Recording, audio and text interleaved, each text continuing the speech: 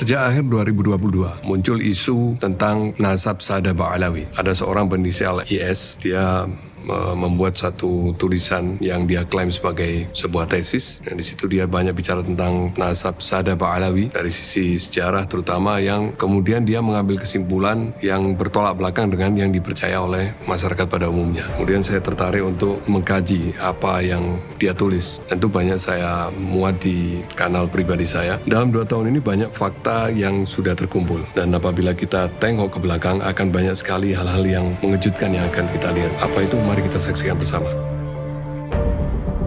Habaib dalam operasi hitam. Media sebagai senjata utama pembentukan opini publik. Kenapa menjawab isu itu sangat penting? Hypnowriting dan Cochrane, apa itu? Ada hal menarik yang saya rangkum dari ulasan Haryoko R. Wiryo Sutomo, seorang konsultan psikologi dalam forum expert sharing tentang literasi digital di kantor Kementerian Kominfo beberapa waktu yang lalu, di mana beliau menjadi salah satu pembicaranya. Sebagian besar netizen tidak menyadari bahwa konten-konten, status-status, dan meme-meme di media sosial yang menimbulkan kontroversi memang didesain secara khusus untuk memicu perdebatan, percekcokan, silang sengkarut orang ramai. Targetnya menciptakan segregasi sosial. Segregasi sosial adalah pemisahan kelompok sosial yang didasarkan pada keragaman etnis, agama, dan ras.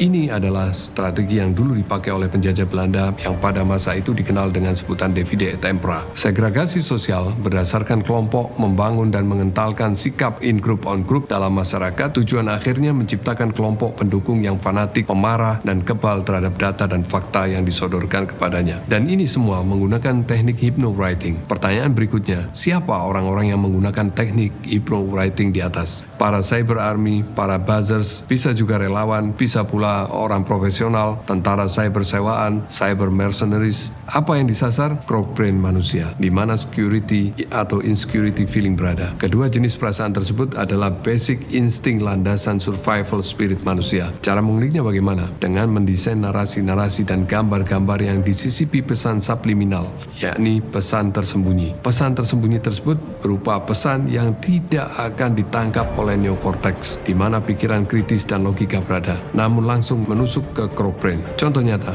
apa yang jadi target menggembar-gemborkan isu baalwisasi makam, yaitu rasa takut akan kehilangan sejarah, rasa takut sejarah leluhurnya diklaim orang lain, rasa takut tokoh-tokoh Nusantara tidak memiliki sejarah. Konsekuensinya, reaksi primitif pun akan langsung terpicu pada Cochrane, merasa terancam, dan hampir semua orang tidak memahami bahwa reaksi primitif Cochrane tidak dapat dihadapi dengan data. Silahkan Anda berbusa-busa menyajikan data dari sumber-sumber yang kredibel. Percuma. Kenapa?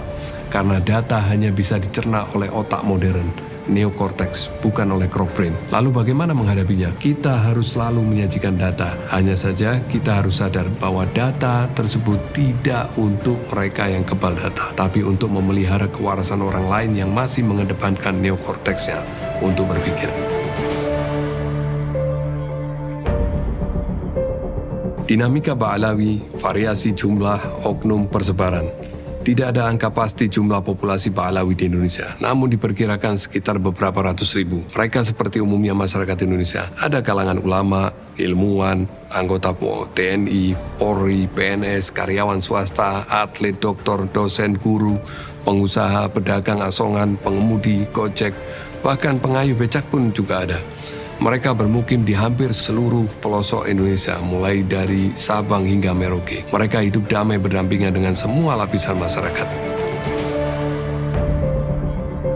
Target operasi. Umat Islam sebagai penduduk mayoritas di Indonesia, maka tidak bisa dipungkiri bahwa persatuan umat Islam adalah kunci utama stabilitas keamanan nasional. Dengan stabilitas keamanan, pemerintah bisa bekerja sebagaimana mestinya. Persatuan umat Islam adalah tonggak utama persatuan bagi seluruh bangsa Indonesia dengan segala ragam budaya, agama, ras. Persatuan umat Islam yang diantaranya aktif dilakukan oleh ormas-ormas Islam, salah satunya adalah Robito Alawiyah. Namun rupanya ada beberapa pihak yang memiliki tujuan negatif terhadap bangsa dan negara ini, yang merasa tidak nyaman dengan persatuan ini. Mereka ini kaum oligarki, orang-orang yang haus kekuasaan, koruptor, serta agen-agen Zionis. Mereka selalu mendesak agar Indonesia segera membuka hubungan diplomatik dengan Israel. Ada hal menarik 2 bulan sebelum isu nasab ini muncul. Robito Alawiyah yang dituduh ormas pemecah belah merilis video berikut ini. Kita semua khususnya umat Islam, terikat kewajiban untuk memelihara bukan hanya ukhuwah Islamiyah, tetapi juga ukhuwah wataniyah dan ukhuwah basyariyah. Umat Islam ini harus memberikan teladan bagaimana menjadi komunitas yang saling menghormati, komunitas yang bisa menerima perbedaan, dan komunitas yang di dalam internal umat Islam sendiri memang juga terjalin persatuan. Kekuatan dari Allah, bantuan dari Allah itu dalam persatuan. Maka menjadi yang ketiga setelah kita berketuhanan dan kita berkemanusiaan, maka untuk membingkai hablum minallah hablum minan nas itu adalah harus persatuan. Dari suku bangsa dengan warna kulit, beda bahasa, budaya. Bukan harus perbedaan ini harus dibenturkan. Justru menjadi kekuatan tersendiri buat bangsa Indonesia. Bermacam-macam suku, bermacam-macam golongan, bukan untuk saling mengkultuskan diri, bukan saling untuk merendahkan yang lainnya, bukan saling untuk menyombongkan diri. Insya Allah Indonesia akan lebih maju lagi kalau kesadaran akan pentingnya persatuan dalam keberagaman ini. Maka persatuan Indonesia itu berarti menerima, mengakui adanya keragaman, kemudian memberikan ruang bagaimana agar keragaman ini tetap bisa berkembang sebagai kekayaan kita. Maka kita bisa melihat fenomena sekarang di negara-negara yang konflik, negara-negara yang tidak bisa memelihara persatuan, jangankan bisa hidup maju, hidup layak, dan hidup tenang pun juga agak sulit. Maka persaudaraan di antara sesama anak bangsa, persaudaraan di antara sesama umat manusia adalah kewajiban kita semua untuk terus memelihara dan menjaganya.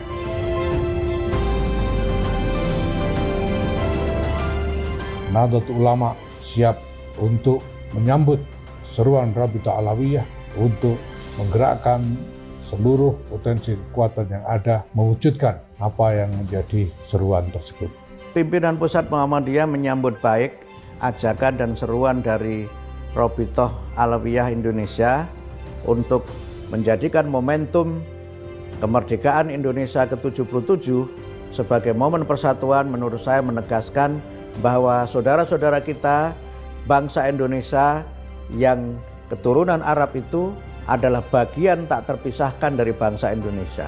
Ajakan adu anjuran yang indah dan mulia sekali apa yang digaungkan oleh Rabithah Alawiyah. Kami sambut ajakan ini. Mudah-mudahan upaya baik dari para habaib dari Rabithah Alawiyah ini menjadi sebuah sarana yang menggugah kita, yang barangkali kita sedang lalai, kita juga sedang lupa. Maka dengan seruan di saat yang bersamaan adalah merayakan hari kemerdekaan ini, bahwa kemerdekaan diraih dengan persatuan. Bersatulah wahai umat Islam, maka insya Allah persatuan itu akan menghasilkan kemakmuran, kesuksesan, dan Anda menjadi orang yang sempurna di hadapan manusia dan juga di hadapan Allah Subhanahu wa Ta'ala. Persatuan seperti ini sangat menakutkan bagi beberapa pihak. Kenapa?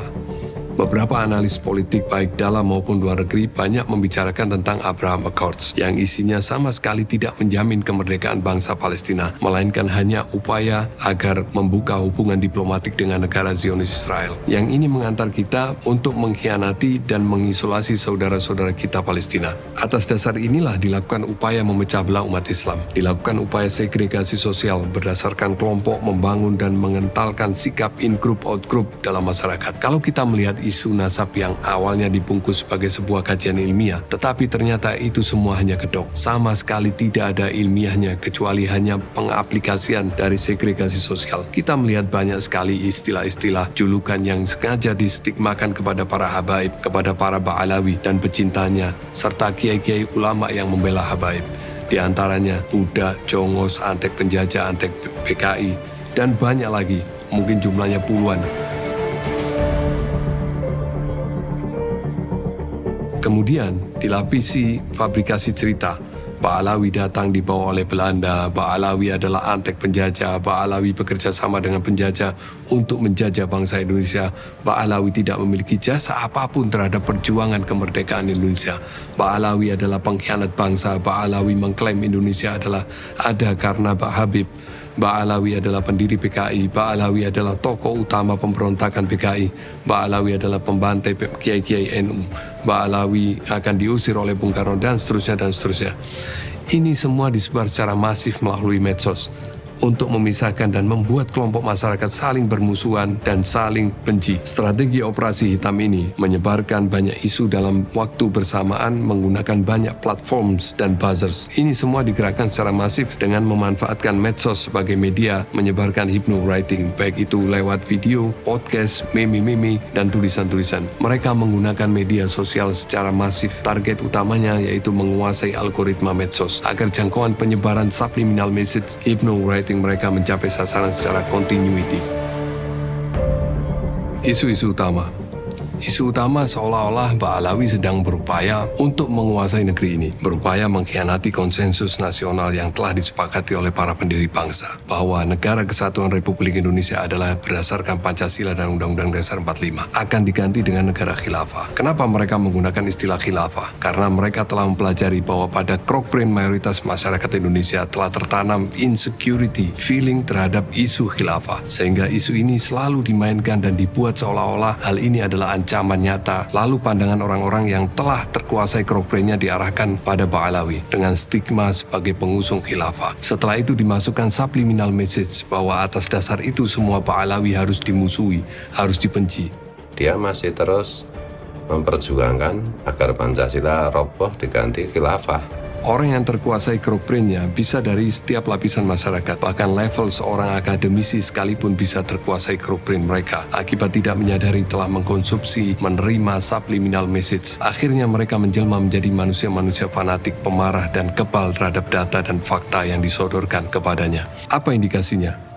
Walaupun telah banyak bantahan atas tesis palsu, baik itu lewat forum debat, podcast, pandangan para ulama dunia, dan bahkan buku-buku, tetapi mereka tetap kekeh mengatakan hingga detik ini tesis IS belum terbantahkan.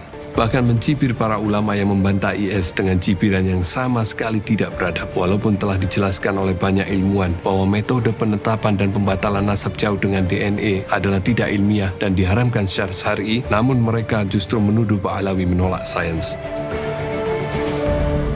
Nasab.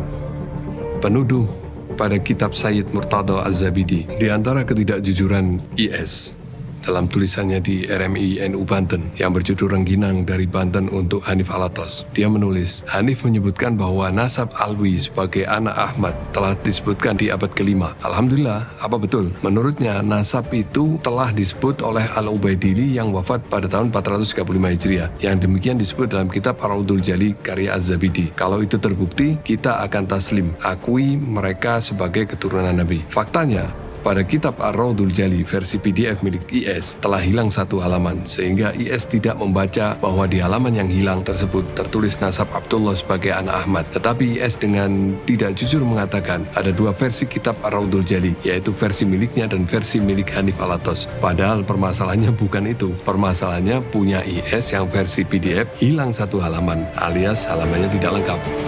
Itu telah disebut oleh Al-Ubaidili yang wafat 435 Hijriah. Yang demikian itu disebut dalam kitab Ar-Raud Al-Jali karya Az-Zabidi yang wafat 1205 Hijriah. Kalau ini terbukti, kita akan taslim, akui mereka sebagai keturunan Nabi. Subhanallah tuh. Bingkisan lebaran untuk Imaduddin Usman. Di situ Habib Hanif menjelaskan bahwasanya kitab yang dia pakai, Ar-Raudul Jali itu ditulis berdasarkan manuskrip yang asli. Bahkan dari dua manuskrip yang ada, jadi manuskripnya itu ada dua. Semuanya disalin dari muridnya Az-Zabidi langsung. Semuanya memuat ucapan Qala Sayhu Syaraf Al-Ubaidili tadi.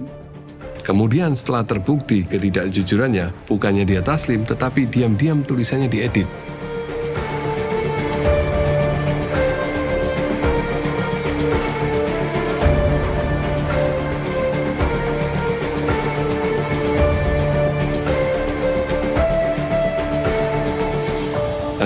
menunjukkan bahwa seorang ulama, seorang ilmuwan yang harus memiliki karakter yang jujur, ketika diketahui bahwa data yang dia miliki ternyata tidak benar dan ditemukan data yang lebih valid, maka dia akan secara gentleman akan mengakui bahwa data yang dimilikinya adalah tidak benar dan dia mengakui bahwa yang benar adalah data yang ditemukannya. Dan ini kan sebagai sebuah bukti bahwa memang catatan itu ada, dan sebagai seorang ilmuwan harus membuktikan ucapannya, mengatakan akan taslim, tapi ternyata setelah terbukti bukannya taslim malah tulisannya diedit. Nah, terus mau sampai kapan seperti ini? Sebagai pemerhati isu nasab jauh menggunakan DNA ancestry, dari data yang saya pelajari ternyata berbeda dengan yang disampaikan di media-media selama ini. Di antaranya terbukti bahwa mitos bahwa haplogrup C1 sebagai haplogrup Ibrahim itu hanyalah sebuah mitos yang tidak pernah terbukti secara ilmiah. Mitos ini diambil dari mencuri hasil jurnal statistik Profesor Skorecki yang kemudian dilanjutkan oleh Profesor Michael Hammer dengan melibatkan 215 sampel Kohanim, yang mana tujuannya hanya menunjukkan secara statistik haplogrup Kohanim yang menurut statistik hanya 46,1% yang berada di haplogrup C1. Sementara sisanya 53,9% bertebaran di sekitar 21 haplogrup. Itu saja. Namun oleh kelompok IS dipelintir seolah-olah haplogrup C1 tersebut adalah secara definitif adalah haplogrup Nabi Ibrahim alaihissalam. Kalau kita perhatikan jurnal yang berjudul Extended Y Chromosome Haplotypes Resolve Multiple and Unique Lineage of the Jewish Priesthood, kita lihat pada bagian Subjects and Method Population Sample. Di situ dijelaskan bahwa sampel ini melibatkan 3.674 orang, yang diantaranya untuk orang-orang Kohanim itu hanya sekitar 215 orang, dan itu diambil secara self-proclaim. Jadi para sukarelawan itu melaporkan dirinya sendiri, tanggal lahirnya, tanggal lahir orang tuanya, tanggal lahir kakeknya, tanggal lahir ayah dari kakeknya, dan mereka mendeskripsikan dirinya sendiri apakah mereka bagian dari Kohen atau Levi atau orang-orang Israel biasa. Dan bagi mereka yang tidak mengetahui posisi mereka di mana, di Kohen atau Levi atau Israel, mereka dikategorikan sebagai unknown atau tidak diketahui. Nah, dari 215 orang-orang Kohanim inilah ternyata secara statistik hanya 46,1% yang berada di haplogrup C1. Sisanya ada di banyak haplogrup. Ini yang oleh kelompok IS dipelintir, dijadikan bahwa haplogrup Nabi Ibrahim definitif adalah C1. Padahal ini semua tidak benar. Tujuan dari jurnal ini hanya untuk menunjukkan statistik orang-orang Yahudi, terutama orang-orang Kohen, Levi, dan orang-orang Israel biasa. Khusus untuk orang Kohen dan Levi, mereka menggunakan dua jalur, patrilineal dan matrilineal. Nah, mereka ini pengen tahu secara statistik patrilineal dari Kohen dan Levi ini berada di haplogrup apa aja, dan yang terbesar secara statistik itu di C1, itu pun cuma 46,1%. Nah, bagaimana kita dipaksa harus membaca 46,1% itu sebagai 100%? Itu kan satu hal yang tidak masuk akal. Kalau kita baca metode pengambilan sampel ini tampak sangat lemah sekali pada metadata subjek yang diambil sampelnya. Subjek sampelnya semuanya self-claim, tidak melibatkan ahli genealogi, ahli sejarah, ahli antropologi, ahli sosiologi dalam memastikan bahwa yang diambil sampelnya ini adalah benar-benar Kohen dan silsilahnya valid hingga ke Nabi Ibrahim alaihissalam. Nah, mengenai tes DNA ancestry atau DNA nasab jauh, para ahli DNA telah banyak menolak tentang bisanya tes DNA digunakan untuk menentukan nasab jauh, bahkan hingga ribuan tahun. Dalam hal ini adalah nasab dari keturunan Nabi Ibrahim. Di antara mereka yang menolak adalah Dr. Alan R. Templeton dalam jurnal Biological Races in Human, dan juga Dr. Juan Comas dalam bukunya Racial Myths, dan Dr. David Balding dari University College of London, dan Dr. Mark Thomas dari University College of London juga, dan juga Dr. Mark Jobling dari University Leicester, dan Profesor Brian Skies, Profesor Lawrence Shiki dari University Toulouse, dan Mike Wheeler, dan juga Profesor Dr. Zainab Mutairi, seorang pakar DNA phylogenetika. Mereka semua menolak klaim bahwa DNA bisa digunakan untuk menentukan nasab jauh. Mereka semua sampai pada kesimpulan yang sama bahwa klaim-klaim tentang DNA ancestry bisa menentukan nasab jauh tidak lain hanyalah iklan komersial laboratorium DNA agar orang berbondong-bondong melakukan uji DNA di lab tersebut, sehingga lab mendapatkan banyak keuntungan secara finansial dan database. Dan Majma' Fiqh Islami setelah berdiskusi dan meminta penjelasan dari pakar DNA, akhirnya mengeluarkan koror bahwa DNA haram digunakan untuk mengisbat dan membatalkan membatalkan nasab jauh. Jadi kita jangan pernah berpikir bahwa para ulama itu berkumpul memutuskan tentang satu hal tanpa menghadirkan para pakarnya, apalagi tentang sains, yang dalam hal ini tentang DNA. Jadi para ulama ini berkumpul dan meminta pendapat para pakar DNA, baru kemudian mereka mendapatkan kesimpulan ini sebenarnya seperti apa, dan dari situ ditinjau secara fikih dan akhirnya bisa diputuskan tentang hukum hal ini, apakah ini dibolehkan atau dilarang. Sekarang coba kita bayangkan betapa bahayanya apabila DNA ancestry ini diterapkan untuk menentukan nasab silsilah dari dzurriyyah Rasulullah SAW. Apalagi ini hanya berkaitan dengan mitos. Misalnya nih, coba kita lihat. Dari banyak sekali sada yang juga tidak berada di haplogrup J1. Di antaranya Al-Idrisi Maroko, Tunisia, Aljazair, Libya. Mereka rata-rata di haplogrup E. Dan ini juga sama dengan nasab dari Sayyid Alawi bin Abbas Al-Maliki. Kalau menggunakan teori DNA, maka otomatis nasab beliau juga akan dibatalkan juga. Juga nasab dari Sada Al-Jailani. Mereka ada di haplogrup J2. Ada juga mereka yang berada di haplogrup J1, tetapi haplogrup J1 mereka ini sama sekali tidak ada kaitannya dengan mitos JFGC 10500. Juga ada Sada Alawiyin Al-Filaliyin dari kerajaan Maroko. Mereka juga berada di haplogrup G, bukan di haplogrup J1. Ada juga Sada Al-Bayat Al-Musawi dari Irak. Mereka rata-rata di haplogrup G. Juga Sada Al-Musasya'in. Mereka rata-rata berada di haplogrup G. Juga Sada Al-Kazwini. Mereka berada di haplogrup G. Asy-Syiraziyin. Mereka juga berada di haplogrup G. Dan Bani Syaibah. Bani Syaibah ini adalah Bani yang oleh Rasulullah atas perintah Allah diserahi amanat untuk memegang kunci Ka'bah. Mereka ternyata berada di haplogrup R. Dan juga Sada Al bin Ali Bani Sulaim Adnani. Mereka berada di haplogrup G. Padahal katanya haplogrup Adnani itu harusnya J1. Tapi mereka berada di haplogrup G. Juga Bani Anazah dari Bani Tamim juga berada di haplogrup G. Bani Tamim termasuk dari Bani Adnani. Dan Bani Khalifah di Bahrain, mereka berada di haplogrup T. Bani Hamdan yang dikenal sebagai Qahtani, mereka berada di haplogrup J1 Ibrahimi. Padahal harusnya mereka bukan Adnani, harusnya mereka tidak di haplogrup J1-nya Ibrahimi. Tetapi itulah yang terjadi, menunjukkan seolah-olah mereka adalah Adnani, padahal faktanya mereka adalah Qahtani. Tidak ada konsensus seperti apa pola genetik Ibrahimi, Adnani, Qahtani, Quraisy, Bani Hasim, dan Sada Ashraf itu. Berbagai data dan fakta di lapangan menunjukkan mereka tersebar di beberapa klaster dan pola genetik yang berbeda. Dan masih banyak lagi grup-grup Sada yang mereka tidak berada di haplogrup J1 yang dimitoskan sebagai Ibrahimi. Dan coba kita bayangkan, kalau ini diterapkan, ada berapa banyak Sada dzurriyyah Rasulullah SAW yang harus dihapus silsilahnya hanya karena mereka tidak sesuai dengan haplogrup J1 yang ternyata hanya mencocokkan kepada haplogrup Kohenim, yang Kohenimnya sendiri tidak terbukti secara genealogi mereka tersambung kepada Nabi Ibrahim alaihissalam.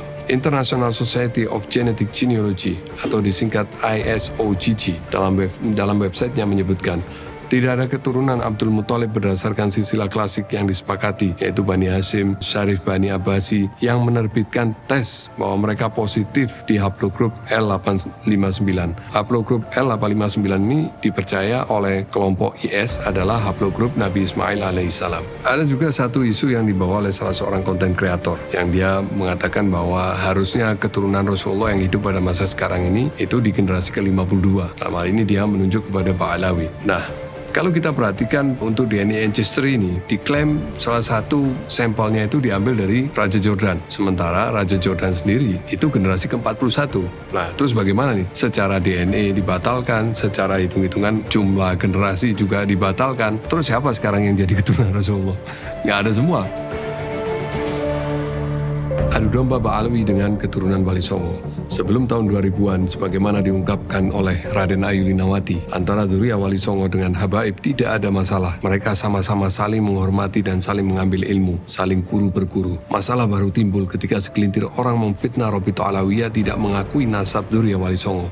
Karena Robito Alawiyah tidak memberikan buku silsilah kepada segelintir orang tersebut. Lalu orang-orang ini membuat tajassus di mana-mana, mengajak orang untuk memusuhi Robito Alawiyah. Orang-orang ini banyak memba'alwikan makam-makam, seperti yang terjadi di makam Raden Mas Ali di Powongso, yang diberi marga Ba'abud oleh seorang bernama Sohibul Faraji dari Nakobah Al-Azamat Khan. Serta diduga ada banyak makam-makam dan tokoh-tokoh yang diba'alwikan oleh orang ini dan teman-temannya. Itu Raden Mas Ali diperkosa dalam urut Sayyid Ali Mahmud Has. Itu berarti kan Habib. Iya. Itu yang memberi nama gelar Habib itu siapa? Saya mendapatkan data dari Sahibul Faroji Rabita Fatimiyah Jakarta. Dari Rabita Fatimiyah Jakarta. Tahun berapa? Ya, 5 tahun. 5 tahun lalu. Nama saya Habib Omar bin Alatos bin Rahmat Alatos bin Ahmad Rasmat Alatos bin Hasan Alatos bin Asmaraga Alatos. Nah ini beliau ini Pak Baro makam dari Habib Asmaraga Alatos. Nah, beliau ini artinya itu nincip anak ini yang dari Asmaraga. Nah ini Asmaraga ini makamnya di sini. Nah ini tepatnya di Desa Barisan di makam umum di Singkil, makam Singkil. Nah ini setelah itu diselusuri dari diteliti dan ditasih sama lembaga Ashraf Az-Zamanton Wahlul Bait Al-Alami. Juga makam-makam lain yang diba'alawikan oleh salah satu oknum anggota keluarganya sendiri, seperti yang terjadi di Madura yang misalnya diberi marga Asgaf, namun yang dijadikan kambing hitam justru ba'alawi. Terkait misalnya ada oknum ba'alawi yang memba'alawikan makam atau tokoh pahlawan, Robito Alawiyah secara tegas telah menyampaikan bahwa Robito Alawiyah menyerahkan hal ini kepada pihak otoritatif untuk dilakukan penelitian, dan hal ini lebih relevan daripada sekedar membuat rumor di medsos yang tidak ada endingnya sehingga membuat orang menjadi bingung dan saling bermusuhan.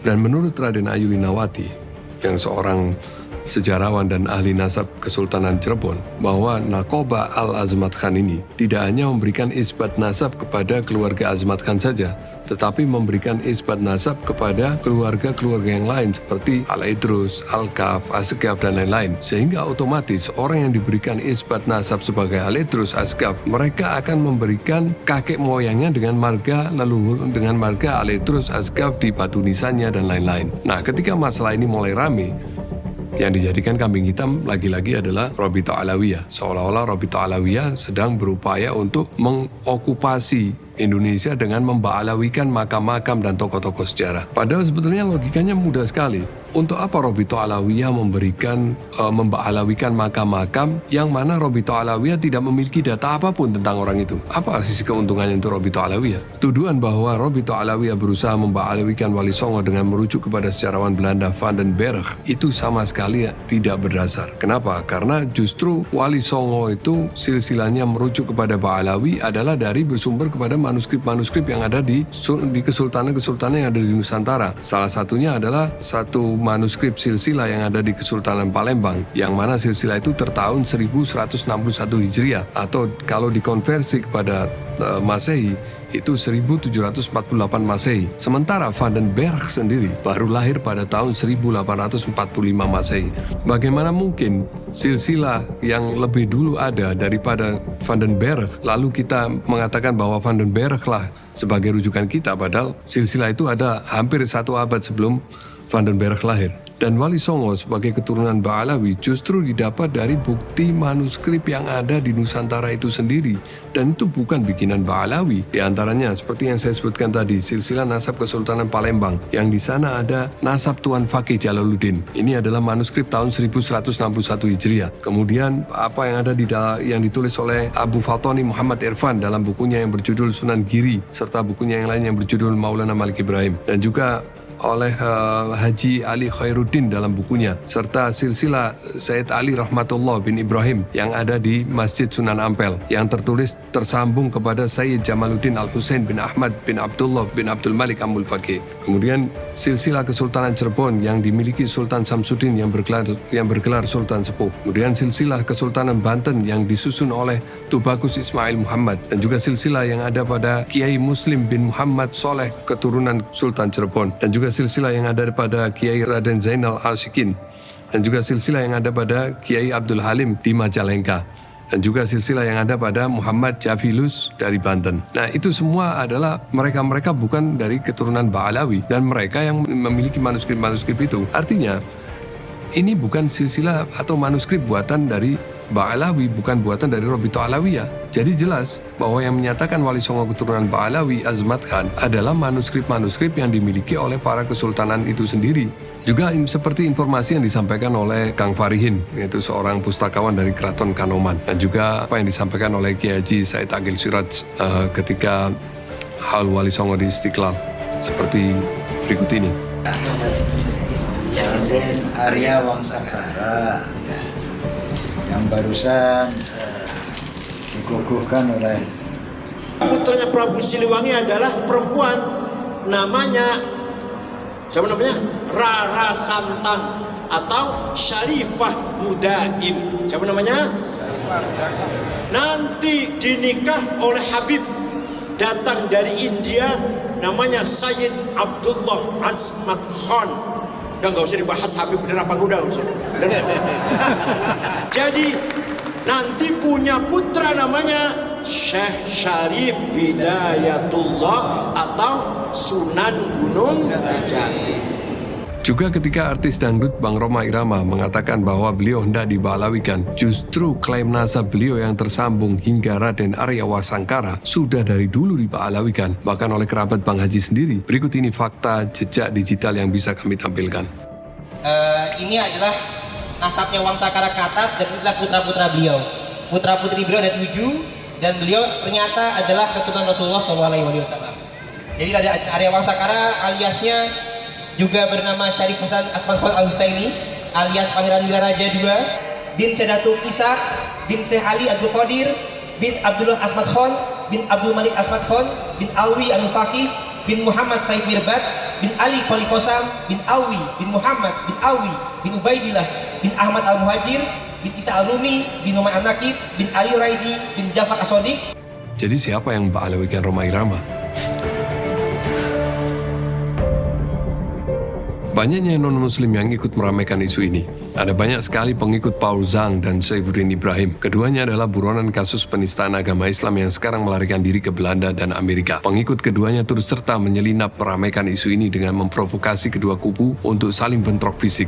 Nah, kita bisa menilai bagaimana mereka-mereka ini turut serta dalam isu ini. Apa sebetulnya kepentingan mereka? Apakah mereka tidak melihat celah untuk mengadu domba umat Islam di sini? Dan apakah mereka-mereka yang mendukung si IS ini tidak menyadari bahwa mereka ada dalam satu kubu dengan mereka-mereka ini seperti Paul Zhang, Saifuddin Ibrahim yang sudah diketahui oleh umum dan beritanya juga bisa diakses dengan mudah bagaimana kebencian mereka terhadap Islam. Apakah pengikut IS ini tidak menyadari bahwa mereka ada di jalan yang salah? Pengakuan nasab oleh buzzer-buzzer secara brutal dan marganya berubah-ubah. Yang mengherankan bagi mereka, marga itu seperti sementara saja. Beberapa kali mereka berubah-ubah. Dari mereka mengaku Azmat Khan, kemudian berubah menjadi Al-Kazimi, kemudian berubah lagi menjadi Al-Jailani. Ada juga yang dulunya Basaiban, kemudian menjadi Basaiban Al-Idrisi, kemudian berubah menjadi lagi As-Syaibani. Ada juga yang awalnya ngaku Al-Fasi,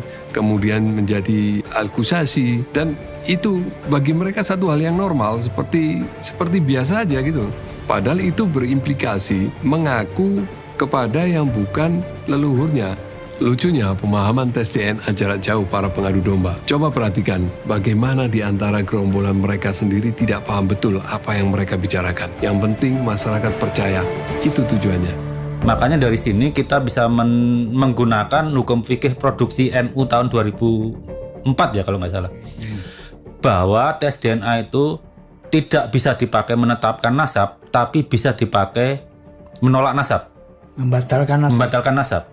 Namun Kiai Fakhrul Razi yang menjadi saksi muktamar tersebut menjelaskan bahwa yang dimaksud adalah dengan orang tua langsung, bukan nenek moyang. Assalamualaikum, saya ingin beri satu informasi. Kebetulan saya hadir di Muktamar Sulu dan saya pengurus LBM PWNU Jawa Timur mulai tahun 99. Bahwasanya yang dimaksud dengan tes DNA untuk nasab di Muktamar Sulu itu kasusnya adalah sengketa ada pernikahan seorang pejabat inisialnya M dengan artis inisialnya MM. Setelah mereka nikah siri, punya anak, bapaknya nggak ngakui anaknya, tapi ibunya kekeh itu adalah anaknya. Lah bapaknya ini namanya Nafiyul Walad, nggak ngakui anaknya, ini namanya Nafiyul Walad. Ibunya tetap minta itu diakui sebagai anak, dia minta diilhakkan, ya supaya paham konteksnya ilhak dan Nafiyul Walad. Jadi pembahasannya itu dengan siapa? Dengan orang tua. ya, bukan dengan nenek moyang, ya. Jangan salah paham. Keputusan Muktamar Solo 2004 itu nggak ada hubungan dengan nasab Habib-Habib saat ini, ya. Jangan digoreng, itu Anda salah paham, ya. Lalu faktanya ahli DNA mereka yang lainnya terang-terangan mengisbat menggunakan tes DNA, bahkan berbohong tentang hasil tes DNA. Hasil tes keluarga DNA Wali Songo.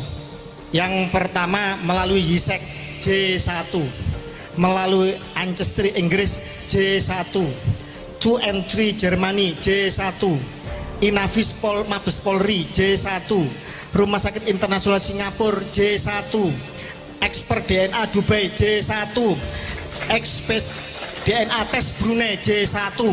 Kalau keluarga Wali Songo telah terbukti haplogrup DNA-nya J1 dan ada SNP single nukleotida polimorfis keluarga Nabi Ahlul Bait Nabi, mana sekarang Pak Alwi? Mana datanya, mana buktinya? Justru banyak pihak lain yang mengatakan hasilnya bukan J1 tapi O, seperti yang dikatakan mereka ini. Karena semuanya itu yang parahnya Wali Songo itu rata-rata yang udah tes DNA haplogrupnya khusus yang udah saya tahu ya haplogrupnya O, makanya dia nggak berani tampilkan data yang diunggah ya di laman YouTube-nya Gus Fuad gitu kan.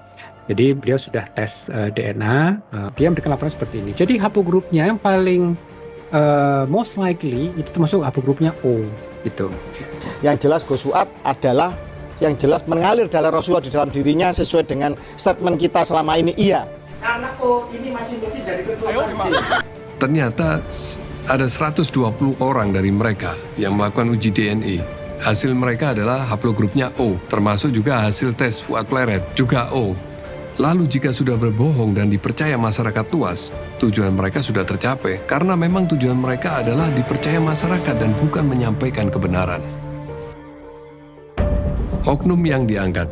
Cara paling efektif dalam menyerang suatu ras atau golongan adalah dengan mengangkat setinggi-tingginya perilaku oknum di dalam golongan tersebut dan menutup segala informasi tentang kebaikan dan kelebihan orang-orang pada ras tersebut. Sehingga sampel kecil ini akan menjadi citra dari keseluruhan ras atau golongan yang ditargetkan. Kisah keributan rumah tangga, kasus hukum, kata-kata kasar menjadi hal yang efektif di samping berusaha mencari ceramah-ceramah lama pada ulamanya dan dipotong-potong pendek untuk selanjutnya dilakukan framing. Kebohongan di balik kata ilmiah Kiai IS, hal yang mungkin tidak diketahui oleh para pendukung Kiai IS adalah bahwa beliau selalu beberapa kali menggunakan nama tokoh-tokoh besar untuk menyerang Ba'alawi. Seperti ketika beliau mengatakan bahwa Sayyid Mahdi Rojai tidak mengakui nasab Ba'alawi.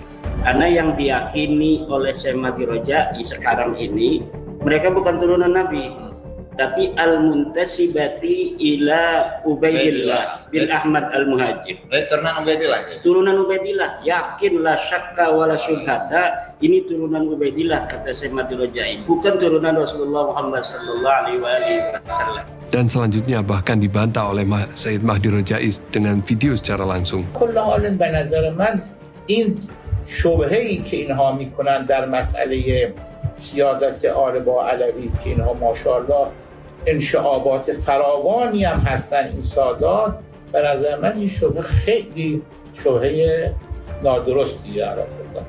Lalu mengatakan bahwa Mufti Yaman membatalkan nasab sejumlah kabilah Ba'alawi dan lagi-lagi dibantah oleh Mufti Yaman Syekh Samsuddin Syarafuddin secara langsung. أنا عندكم مثلا يكذبون علي وأجدها فرصة للتبرؤ والإفصاح أنه ليس لي صفحة في الفيسبوك ولا في الواتساب ولا في التليجرام ولا في غيرها من مواقع الإنترنت على جهة الإطلاق، ويكذبون علي أن لي صفحة في الفيسبوك. وهذا الكاذب المفتري المجرم الظالم يحرش بين الناس، وقد قال النبي صلى الله عليه وآله وسلم لا يدخل الجنة مشاحن بين الناس. يقول إنني أشكك في الأسرة الفلانية والأسرة الهاشمية والأسرة الحضرمية والأسرة المحضارية وإلى آخره. وقد سمعت ونما إلي أنه قد حدثت بعض الفتن من أجل هذا الكلام. بالنسبة لي قد وطنت نفسي على الشهادة في سبيل الله. Lalu atau mengatakan bahwa metode beliau diambil dari Syekh Ibrahim bin Mansur Al-Amir. Manuskrip itu ditulis oleh Syekh Ibrahim bin Qasim Al-Amin yang disebut oleh Syekh Ibrahim Mansur sebagai nasabah muttafin, ahli nasab yang kredibel dan membidangi. Ya, itu jawabannya. Oke. Saya Syekh Mansur bin Ibrahim yang Anda pakai itu mengisbat Ba'alawi. Kamu pakai metodenya, isbatnya nggak dipakai. Lagi-lagi dibantah secara keras oleh ahli nasab asal Saudi Arabia tersebut. فلذلك مسألة أن أهل بعلوي أن جدهم فيه كلام أو ليس له ذكر هذه شبهة باطلة. يعني أنا الآن لو أتيت بذكر لجدهم عبيد الله ابن أحمد المهاجر، لو أتيت بذكر له ليقولون طيب هات ابنه أيضا وهات ابنه أيضا ويتسلسل هذا لا يمكن أن تطبقه على كل الأنساب، وهذا من الجهل. لأنك لو أردت أن تطبق هذا الأمر وتقول أن لابد أن يكون للإنسان مصدر لكل رجل من آبائه لأبطلنا كل الأنساب تبطل بهذا الجهل المركب. ولذلك القائل بأن جد البعلوي ليس له ذكر وعلى ذلك يبطل النسب فكلامه يدل على جهله بأصول وقواعد هذه العلم. Bayangkan ketika ahli sekelas Syekh Ali Jum'ah mengatakan bahwa ini adalah perilaku bodoh. السؤال الثاني ما رأيكم في نسب السادة بعلوي ثابت بالإجماع واحد بقى فسد يطلع ينكر النسب الشريف مع نفسه يعيش مع ربه وحر. بعلوي ثابت نسبهم عندنا بالإجماع لم نرى أحدا يشكك فيها عبر التاريخ. أصله مش موجود في الكتاب الفلاني، أصله مش موجود في الكتاب العلاني. عيش مع حياتك واقعد كده تملي متشكك. حسبنا الله ونعم الوكيل. فهذا الكلام حمل من السخف ما الله به عليم. Bahkan disebut bodoh kuadrat. Baru sekali ini ulama Indonesia disebut seperti itu. Padahal dulu kita mengenal ulama-ulama dunia mengakui kealiman ulama-ulama Nusantara seperti Syekh Nawawi Al-Bantani, Syekh At-Tirmasi, Syekh Yasin Al-Fadani, bahkan dijuluki sebagai musnidud dunya. Namun kali ini ada seorang dari Kresek mengaku sebagai ulama dan dijuluki sebagai orang yang berperilaku bodoh kuadrat. Akhirnya kita dikenang dengan kebodohannya, bukan keilmuannya. Lalu setelah semua ini, orang yang sudah terkena crock brain-nya akan tetap mendukung KIS dan justru mencaci para ahli nasab dunia tersebut. Ada video yang diframing sebagai ahli nasab Saudi, membatalkan nasab Ba'alawi karena DNA bukan berhaplogrup J1. Orang di video ini namanya Umar Zaid, bukan nakib, bukan ahli nasab, bukan ahli DNA. Dan itu di podcast pribadinya, dia adalah seorang Ada dua problem padanya, dan itu diadopsi oleh KIS. Yang pertama adalah DNA untuk isbat nasab jauh. Telah jelas, Majma' Fikih Islami atau Forum Ulama Fikih Dunia mengharamkan hal ini. Kemudian haplogrup C1 hanya mitos yang bersumber dari sampel Yahudi Cohen yang lemah secara metadata.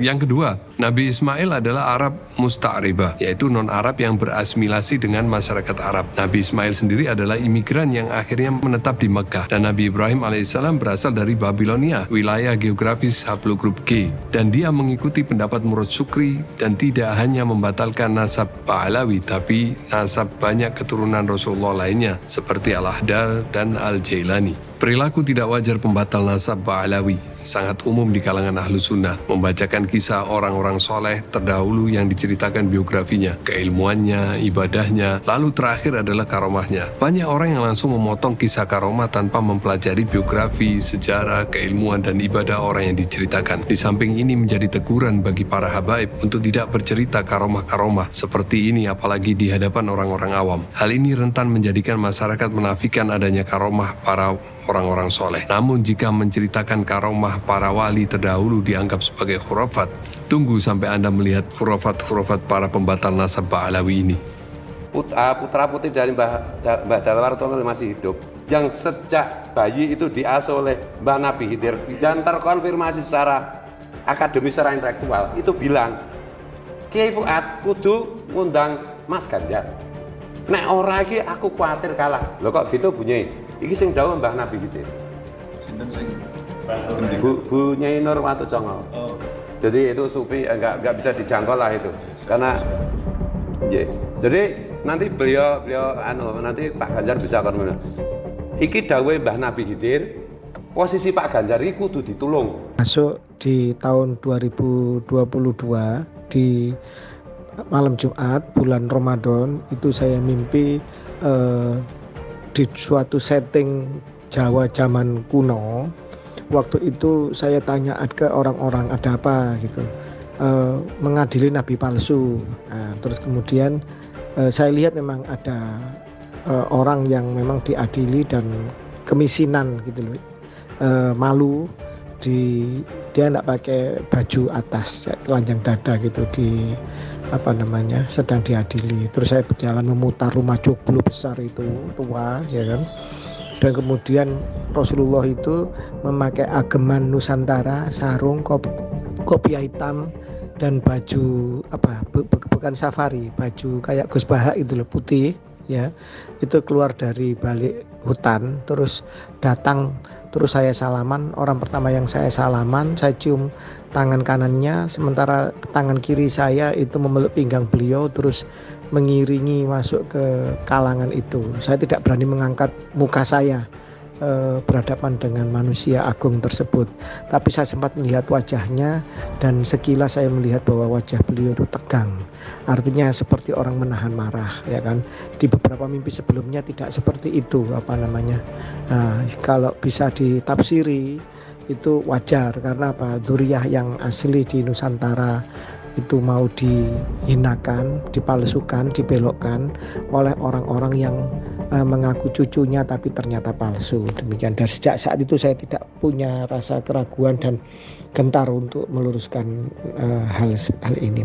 Karena waktu itu saya mimpi ketemu Rasulullah itu di depan makam Sunan Kudus, Kiai. Jarak 1 meter saya sama Rasulullah. Rasulullah nunjuk-nunjuk begini, sampaikan sama seluruh bangsa Indonesia, aku Rasulullah Muhammad tidak ridho. Beliau sambil gigi geraham beradu menahan marah. Tangan sebelah kiri terkepal karena menahan marah, bukan melampiaskan tapi ditahan. Aku sambil nunjuk dadanya gini, Kiai, aku Rasulullah Muhammad tidak ridho. Aku Rasulullah Muhammad murka. Aku Rasulullah Muhammad benci terhadap orang yang mengaku dzurriyyatku, keturunanku, mengaku nasabku, mengambil silsilah nasabku, digunakan untuk menginjak umatku, menghina umatku, memeras darah dan keringat. Kemudian Rasulullah mengatakan, buka Sahih Muslim. Jibril, turunkan uang. Ya Rob. Masjid ini. Masjid Karuhun, Masjid Kolot. Masjid tua. Turunkan rahmatmu. Amin ya Allah. Turunkan rahmatmu. Jibril, turunkan. Rahmatmu turun. Jibril, turunkan uang. Mohon izinnya, saya akan bernarasi bahwa sebenarnya kalian semua warga bumi Nusantara ini sedang kena prank oleh Mama Hufron. Mama Hufron seorang pemimpin besar, seorang tokoh spiritualis yang rela menjadikan dirinya menjadi tumbal bagi Pancasila di Nusantara. Polemik nasab ini sudah berjalan lama saudara-saudara, tetapi semua seolah tertutup hanya di media sosial saja. Hal seperti ini perlu diangkat karena di kemudian hari mereka bisa saja kembali menggunakan nama Rasulullah SAW atau Nabi Khidir untuk berargumen dan melancarkan operasi ini. Filologi dalam ilmu nasab. Filologi secara luas adalah ilmu yang mempelajari perkembangan kebudayaan suatu bangsa yang meliputi bahasa, sastra, seni, dan lain-lain. Perkembangan tersebut dipelajari melalui hasil budaya manusia pada masa lampau, berupa manuskrip-manuskrip kuno yang kemudian diteliti, ditelaah, dipahami, dan ditafsirkan. Nah, memang di barisan Kiai IS ini orangnya memang aneh-aneh. Pertama, yang digadang-gadang sebagai pakar nasab, yaitu Kiai IS sendiri. Orang ini tidak punya kredensi apa-apa tentang ilmu nasab, tentang ilmu sejarah, tapi kemudian mengklaim telah melakukan penelitian ilmiah tentang nasab Sada Ba'alawi, padahal dia tidak pernah melakukan penelitian apa-apa. Kemudian yang kedua ada Dr. S yang diklaim sebagai pakar DNA. Dia pun bukan pakar DNA manusia. dia pun juga tidak pernah melakukan penelitian apa-apa. Dia cuma mengambil raw data dari web laboratorium DNA, kemudian dipindah ke file Excel-nya, lalu dia klaim bahwa dia melakukan penelitian tentang DNA Ba'alawi. Tapi metode yang dipakai apa nggak jelas, apakah itu metode statistik atau apa. Yang jelas dia tidak pernah melakukan penelitian apa-apa. Dan yang terakhir adalah yang digadang-gadang sebagai pakar filologi, yang kemudian menyimpulkan bahwa tidak ada bukti sejarah bahwa nasab Ba'alawi itu tersambung kepada Rasulullah dan lain-lain. Bahkan menuduh Imam Ubaidillah ini anak pungut, anak angkat atau anak orang lain, atau tokoh fiktif bahkan. Padahal dia sendiri tidak pernah melakukan penelitian apa-apa, tidak pernah ke Hadramut, tidak pernah meneliti bukti-bukti sejarah, arkeologi atau manuskrip, bahkan menyentuh manuskrip pun nggak pernah, apalagi melakukan uji karbon.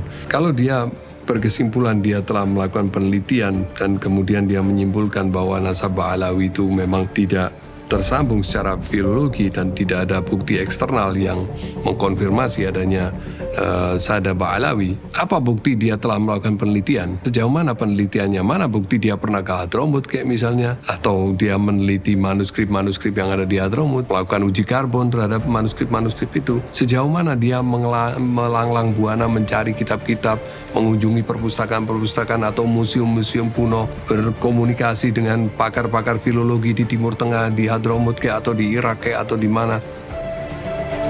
Nggak ada semuanya. Adu domba habaib dan kiai. Seperti yang kita ketahui bersama bahwa para ulama Nusantara ini juga banyak sanad keilmuannya yang tersambung kepada para kibar ulama Sada Ba'alawi, baik secara langsung maupun secara tidak langsung. Misalnya seperti Hadratus Syekh Hasim Asy'ari. Di antara guru beliau adalah Al-Habib Alwi bin Ahmad Askaf, seorang ulama besar sekaligus Naqibul Ashraf Hijaz pada masanya. Di antara kitab beliau juga dipakai di pesantren-pesantren NU hingga hari ini seperti kitab Tarsyih Al-Mustafidin. Juga di dalam kitab Al-Uqud Al-Lu'lu'iyah karya Al-Alama As-Sayyid Muhammad bin Alwi Al-Maliki, yang di situ beliau menuliskan silsilah keilmuan ayah beliau yaitu Al-Alama As-Sayyid Alwi bin Abbas Al-Maliki yang tersambung kepada Sada Ba'alawi. Juga Syekh Yasin Al-Fadani dalam kitab beliau yang menuliskan silsilah keilmuan beliau yang tersambung kepada para Sada Ba'alawi, di antaranya Habib Abu Bakar bin Muhammad Askaf Gresik, ada Habib Hamid bin Muhammad bin Salim Asri Malang. Nah, dari sini kita bisa menilai betapa bahayanya doktrin yang dibawa oleh Kiai IS ini, di mana dia mencaci maki dan menuduh ulama-ulama habaib seperti Habib Alwi bin Thahir Al-Haddad dituduh pemalsu sejarah, berusaha membelokkan nasab Wali Songo ke arah Ba'alawi. Kemudian Al-Habib Ali Asyakran dituduh sebagai pencangkok nasab yang memasukkan nasab Ba'alawi menjadi duriya Rasulullah, kemudian dituduh macam-macam di sini, pembohong dan lain-lain. Juga Syekh Al-Faqih Al-Muqaddam dituduh sebagai pemalsu, pembohong dan lain-lain. Nah, bagaimana sebuah sanad keilmuan apabila di dalam sanad itu terdapat orang-orang pembohong? Ini semua akan meruntuhkan sanad keilmuan ulama-ulama Nusantara. Dan bahkan sekelas Imam Ibnu Hajar Al-Haytami yang beliau itu juga sanad keilmuannya kepada Sada Ba'alawi. Bagaimana jika sanad keilmuan Imam Ibnu Hajar Al-Haytami juga runtuh, sementara beliau adalah salah satu dari A'immah Asy-Syafi'iyah yang pendapatnya termasuk pendapat yang paling thiqah di kalangan ulama-ulama Syafi'iyah. Pesan penutup dan himbauan bagi masyarakat umum maupun Alawiyin.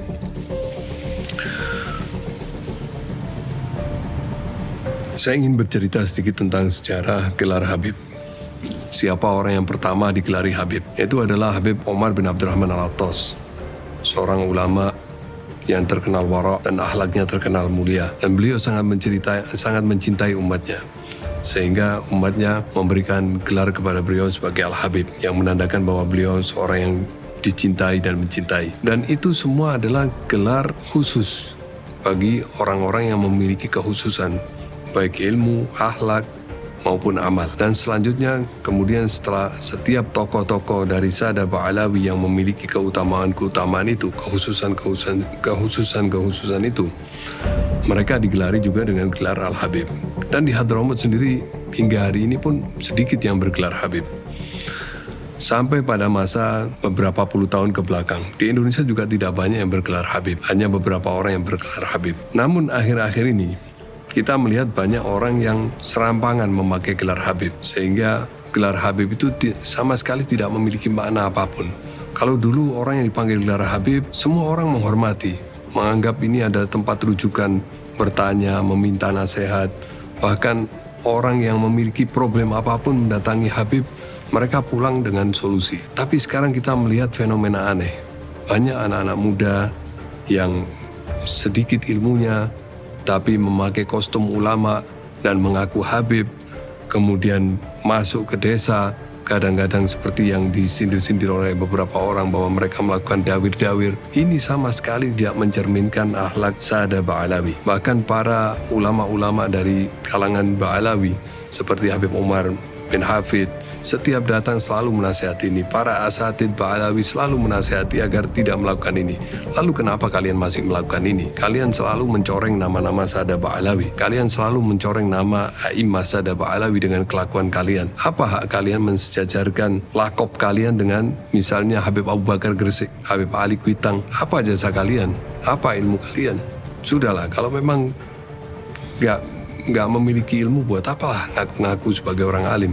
Lebih baik Anda bisnis saja, cari kerja yang halal, cari rezeki yang halal, daripada Anda berkelakuan seperti itu akhirnya mencoreng Saada Ba'alawi keseluruhan. Orang melihat Anda sebagai habaib, orang melihat Anda sebagai representatif habaib karena Anda menonjolkan diri Anda seolah-olah Anda ini sebagai agamawan. Sehingga apa yang Anda lakukan akan mencoreng semua komunitas. Tidakkah Anda memiliki rasa tanggung jawab sosial? Sehingga apa yang Anda lakukan itu sebaiknya dipikir-pikir berkali-kali. Apakah yang Anda lakukan itu nanti akan mencoreng nama Saada Ba'alawi atau tidak?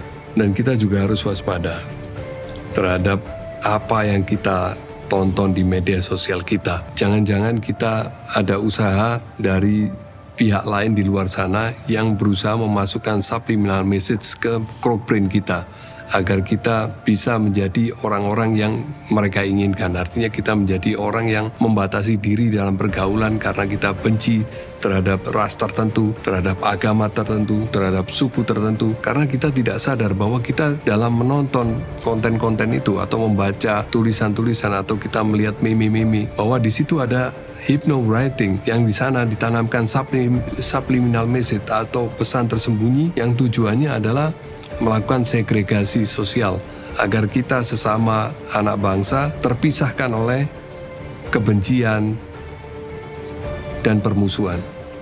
Sekian dari saya, semoga bermanfaat. Assalamualaikum warahmatullahi wabarakatuh.